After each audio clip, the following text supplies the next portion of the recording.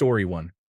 My good friends always check up on me, tell me that they miss me and want to be with me again, and they remember things about me that I thought they would not. Story 2. Nothing can really prove it to you until you have felt it. Each kind of love feels sort of fake until you have experienced it. Story 3. The lack of it. If there is a hole in my heart, that means it doesn't have love, hence proving love exists. Story 4. My father never stopped working through cancer to make sure he could secure my family's future. Killed him. It hurt me more than you would believe. However, giving him that last hug and feeling him hug back in those last few hours reminded me that love persists even through pain. You will never mistake it for anything else when you truly know it. Story 5. Watching a mom say to a 2-year-old, "It's time to say goodbye." She gives hugs, and the 2-year-old runs around the nursing home, giving everyone hugs. Story 6. The other day, I met a man who met his wife through a game. He has been with her for 5 years, and he even plays with her. Story 7. The way my dogs cuddle with me is as if they are trying to melt into me.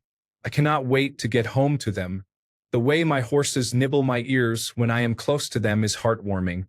In both cases, I put their needs before my own. Story 8. When I see my friends interacting with each other playfully with the light in their eyes, which typically only exists in youth and fades with age, I can recognize their rejuvenated spirits from across the room. It makes me feel as hopeful for my own future as it makes me feel wildly depressed to know I haven't found it. Story 9. My husband. That probably sounds overly romantic, but he is literally the only person who wants to understand me even at my worst. I had a depressive episode recently that really could have spiraled into something dangerous. I won't go into details about that episode, but my husband would not let me be. He kept insisting that I just talk. I learned in that episode just what love is. He heard all the terrible things I thought about myself, along with my fears and doubts, and he loved me anyway. He loves me the same, if not deeper than before. It's so easy to write off episodes like that as being overdramatic, but that's not what it is for me. I was diagnosed with bipolar disorder a few years ago by a psychologist and psychiatrist, and he knows that. The way he comforted me and continues to check on my mental health and stability, including making sure I take my medication, speaks volumes about how our love is so much more than what most expect from their spouse. Story 10. The sound of my son giggling and talking to himself after he goes to bed. I listen to him and smile because he is pure love.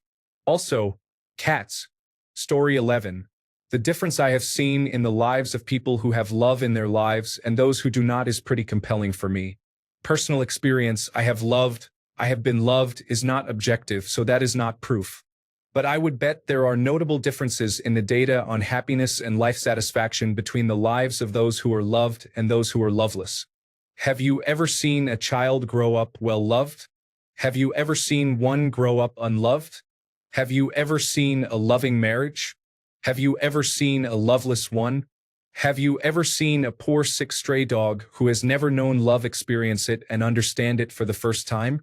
Love exists. Story 12. The way one of my friends and his wife look at one another and interact with each other shows a deep connection. You can just tell that if you got to experience even half of that, you would be so happy. Story 13. I think it is up to each one of us.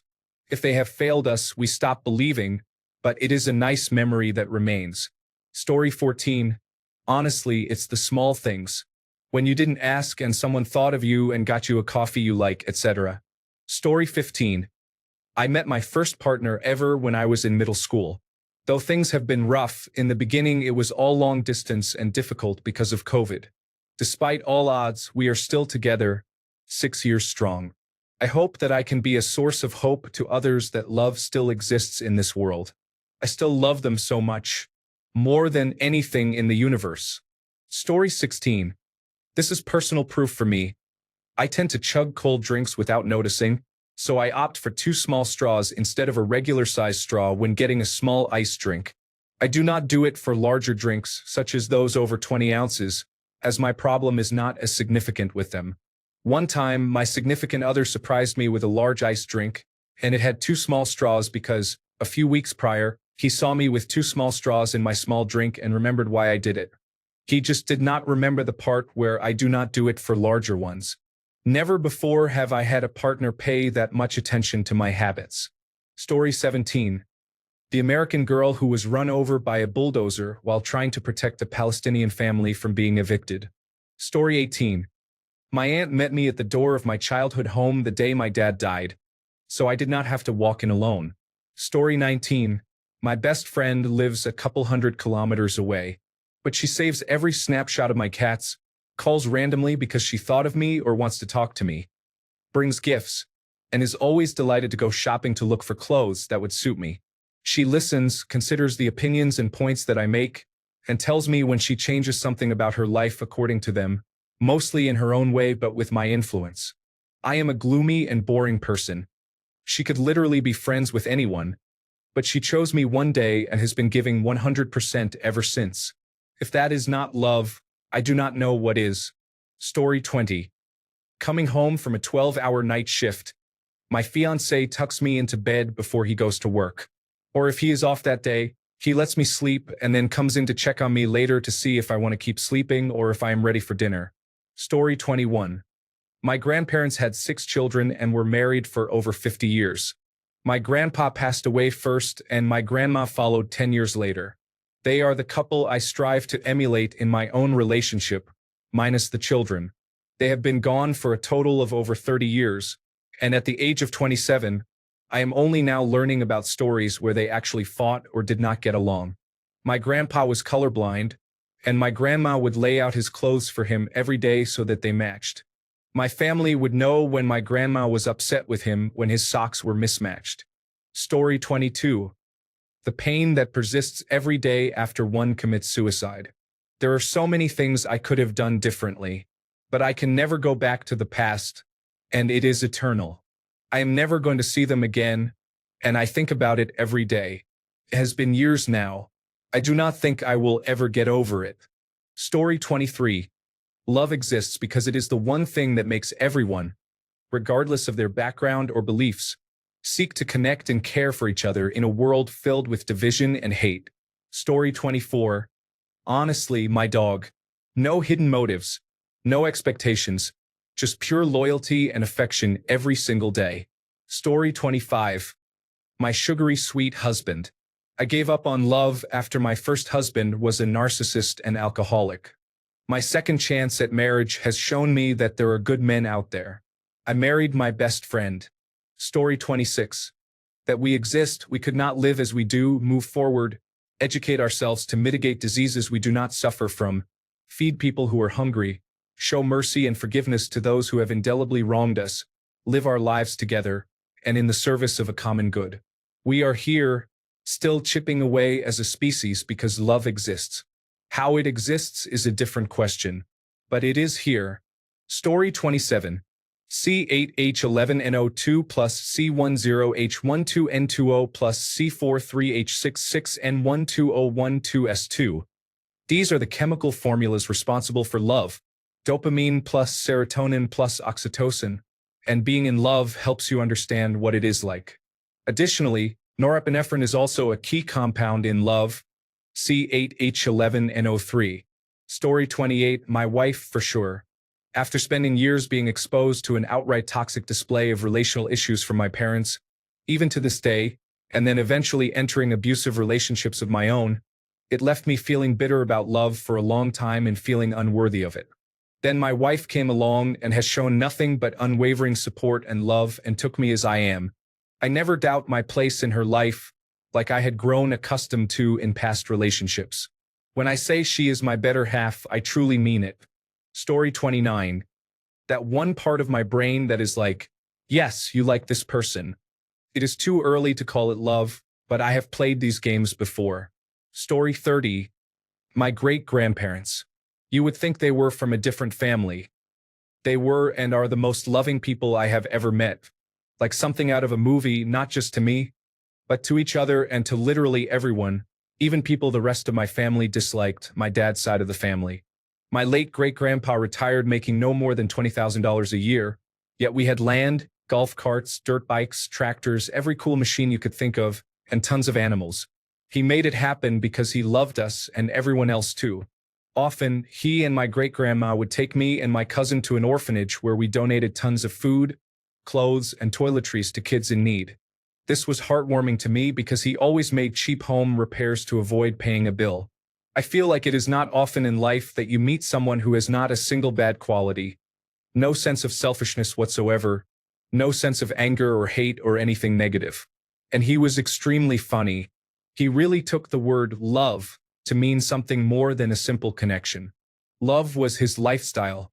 If you were around him, you were in a good mood. Story 31. History and a track record.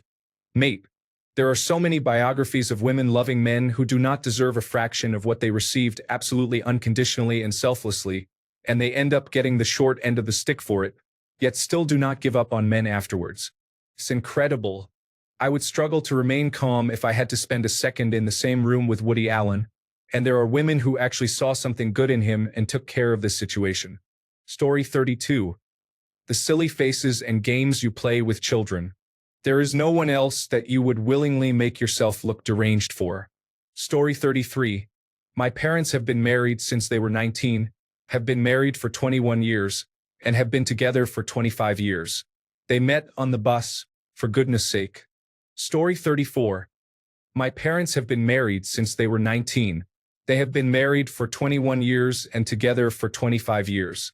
They met on the bus, for goodness sake. Story 35. Our brains create chemicals and hormones around a specific person. We need to label that, so we call it love. Story 36.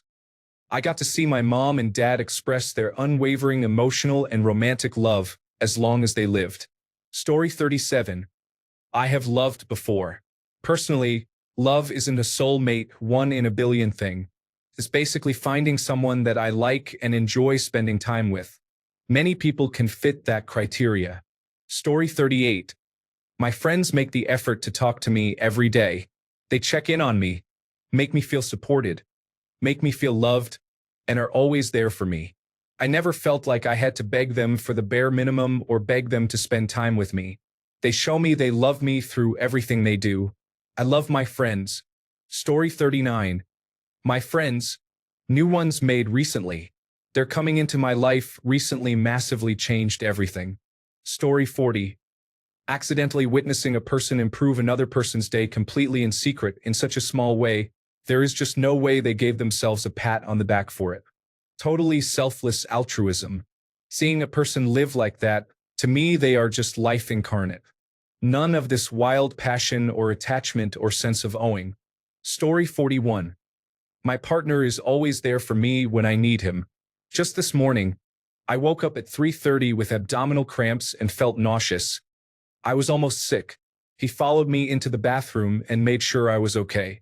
Whenever I am upset or down about something, he always comforts me. To me, that proves that love exists. Story 42. God is love. The people around me are the proof of God. So if you are a good person who is loving, you exist. Story 43. Sometimes I wonder if love exists, and then I remember seeing my friends smile, hearing my younger brother laugh, late-night talks with the strongest women I know, children sleeping in my arms, the way my dad moves mountains for me, my mom's belief in my dreams, petting street cats, walking dates with my friends, and looking up at the sky. I remember how many people loved me into who I am now, and I feel like my heart will burst open at the seams. Story 44. I am a very selfish person who didn't care for anybody really, except maybe a few people. I genuinely care about my family members. However, I don't seem to care much about friends.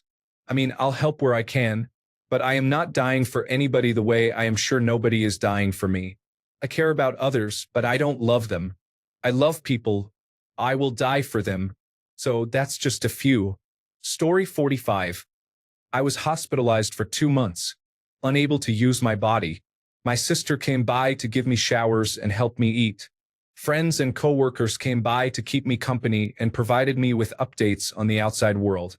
I always struggled with the thought that no one cared about me, but it was proven to not be so. People care about you whether you see it or not. Story 46. Family. As imperfect and goofy as we all are, we found a way to stick together. It may sound like a silly answer, but it's true. Story 47. The support I have received from my children when my beautiful wife passed proved to me that love does exist. Story 48. When you go, oh yeah, to an idea you like, that means I have to do it. He noticed the little things in me and remembered. Thanks a bunch for sticking around till the end of the video. Remember to subscribe, and until next time, stay awesome and goodbye.